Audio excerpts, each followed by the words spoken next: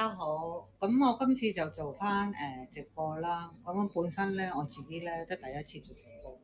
咁我今日咧就會講翻啲美國個品牌啦。咁美國個品牌嚟講咧就好多嘅。咁呢隻咧就超好用，真係超好用呢個。呢個係美國個醫學啲品牌啦，同埋佢係醫學美容產品嚟嘅。咁佢呢支嘢係咩嚟嘅？呢支嘢就係清爽保濕精華素60ml，清爽保濕精華素。呢個真係超用，好真係好保濕，好保濕嘅。咁佢有咩功效咧？咁講翻先啦。咁佢呢個咧就係美國醫學嘅品牌啦。咁個醫學品牌咧，佢梗係有安全嗰啲啦，有抗老化噶啦呢支。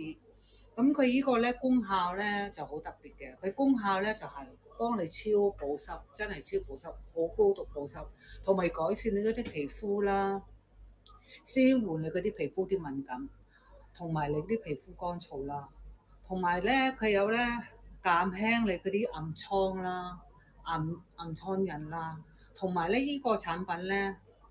男男女女都好適合㗎，因為佢係醫學嘅美容產品嚟嘅呢個。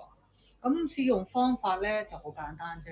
咁咧就試用方法咧就擠喺手嗰度啦，2至3滴啦，由下向上，由下向上，咁就內向外，內向外，搽喺面啦、頸部啦都係一樣嘅。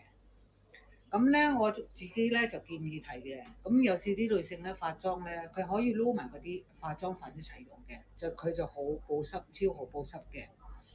咁佢呢個咧，我建議咧，佢本身咧，佢呢個咧又向上啦，同埋佢呢個真係好保濕，好保濕，同埋佢係幫助你嗰啲血液循環啦。佢啲成分咧就比較天然啦。咁佢成分咧就有乜嘢啦？薄荷葉啦。